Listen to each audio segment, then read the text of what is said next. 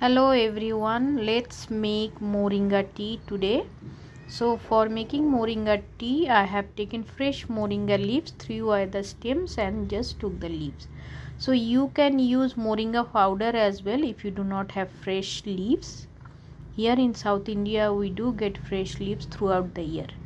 So in a pan, you need to boil water and put the moringa leaves and also put half an inch of grated ginger for the flavor, because moringa doesn't have any distinct flavor, and cover it with a plate and let it simmer for 5 minutes. And now in the medium flame, and now the moringa tea is ready. So you need to strain it with the strainer.